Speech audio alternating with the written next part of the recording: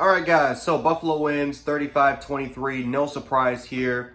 We knocked out the Patriots out of the playoffs. And boy, it's actually kind of funny, man, because it's literally like what 2 or 3 consecutive years in a row where we've literally it's come down to like the final weeks or playoffs that we've literally ended New England season. It's actually pretty funny. But we won this game. Looks like we're going to be playing against the Miami Dolphins again for the third time in Orchard Park. It's going to be should be a great game. Should be a great environment. I can't wait for it. For a lot of people wondering why I haven't been really uploading a lot of videos this past week. Wanted to definitely take the time off, especially because of the Damar Hamlin situation. Definitely felt like it was, definitely felt like I didn't want to be one of those people that really capitalized off of his injury. So I just decided until we got further updates and further news that I just decided to say, you know what, we're not going to do any videos until possibly we play again. So Damar Hamlin, great thing is looks like he's in really, really good condition. He's starting to get better. He's communicating with his teammates. I know he had a FaceTime with them not that long ago. He's been tweeting and doing Instagram posts all day, pretty much all day.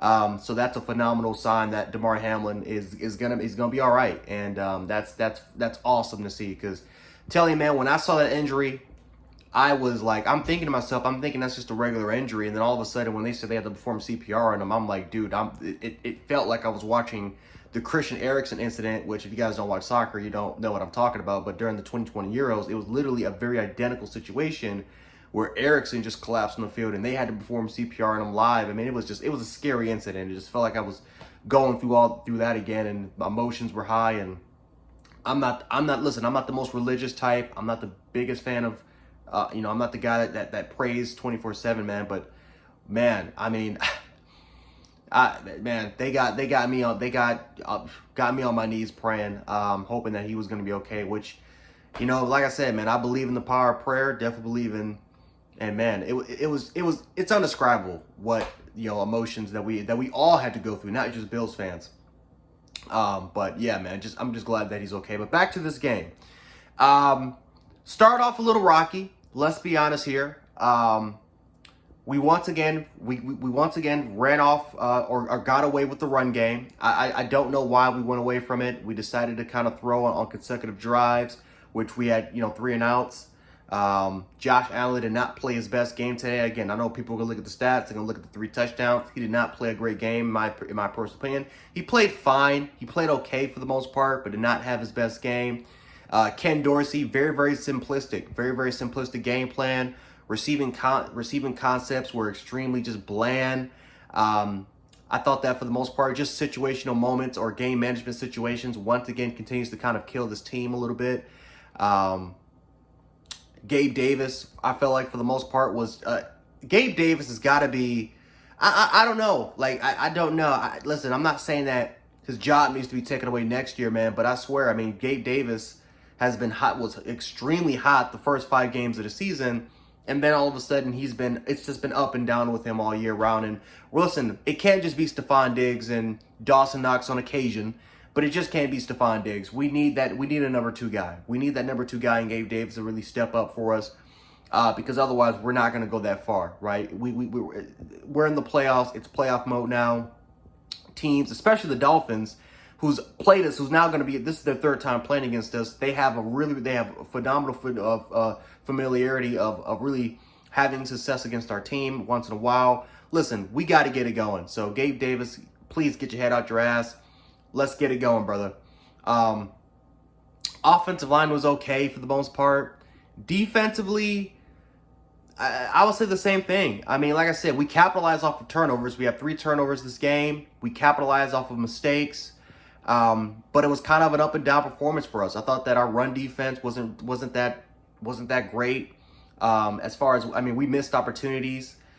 We kind of overran. We kind of over pursued for the most part. We didn't really fill in the gaps that well. I feel like defensive linemen, for the most part, did not really kind of hold up their end of the bargain for the most part. Pass coverage, we gave them too much respect. Again, for the most part, New England, you're a prototypical pro-style team. They ran a lot of play action. They threw a lot of intermediate routes. Especially, they targeted the flats like it was no tomorrow. They had a lot of quick throws. especially to those flats. They did a really good job there, but we gave them way too much respect. Playing really a lot of cover 2, a lot of cover 3 for the most part, but we gave them way too much respect for the most part. Now again, when we were in man-to-man situations, we won some battles and then we lost some battles, but I felt like for the most part, we kind of gave them a little bit too much respect, playing way too much off coverage or off ball against these Patriots receivers, which we all know they're not the Dolphins receivers, but we gave them way too much respect. And hopefully, like I said, hopefully we can start to be a little bit more physical, especially on the, start to play our corners a little bit more on the line. Again, Elam is not an off-ball corner. He's just not. If you're gonna start Elam, you gotta get him to press. You gotta get him to play a little more physicality, use his length, use his size to his advantage. Because Elam did not have a great game today, right? We used him a lot as an off-ball player. It was just not really working out. So we got to get that straightened up. Dean Marlowe, I thought that Marlowe had a pretty okay game. I don't think that I don't think he really did anything that made, he didn't really make a lot of mistakes. If anything, Poyer was the one that made a lot of mistakes today. But Marlowe, for the most part, had to fill in that role. He's going to get targeted. There's no doubt in my mind, especially the way that Miami and McDaniels kind of operates their offense. They're going to target Marlowe. There's no question about it. But I felt like for today, he had a pretty okay game. He had a pretty solid game. Didn't really make a lot of mistakes, and that was the most important part for us. It was good to see John Brown get a touchdown catch here, even though for the most part it was kind of more of a broken play. But it was great to see John Brown get a catch. And again, Josh Allen showing off his ability to throw the football, using his athletic ability to pretty much do whatever it takes for him to get the job done there. Special teams, man. Nyheim Hines. But let me tell you something, bro. Shout out to Hines, because we needed it. We needed Hines. We needed Hines to show up today. He was very, very crucial into why we won this football game. 2 kickoff return touchdowns, and it was to a point where, again, Nick Folk made a mistake by kicking the ball out of bounds because of Hines' ability to return. Now, Hines, ever since signing with this team, he has done a phenomenal job as a punt returner, as a kick returner, and that's something that we need. We need that threat. We need someone to kind of threaten, to be that threat for special teams, to give us great field position. So, really liked what I saw there, especially, man, the first kickoff, man, especially in an emotional week, making a tribute for Damar Hamlin, and he takes it all the way to the house on the first play of kickoff. Absolutely phenomenal.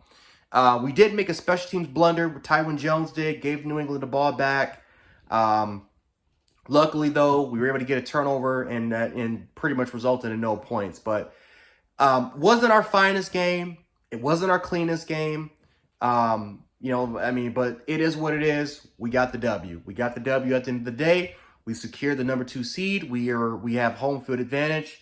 And it looks like we're going to be playing, if fate can determine it, we're most likely going to be playing, if we can get past New England, if we can get past Miami, and of course we got to get past our divisional opponent. If we can get past those 2 things, it looks like we could be playing in a neutral site field. So we got to get things right. Next week is Miami. I'll be doing a preview video for that. And go Bills overall. So anyway, guys, Jan Sports, aka Jan716. I'll catch you guys later. Peace.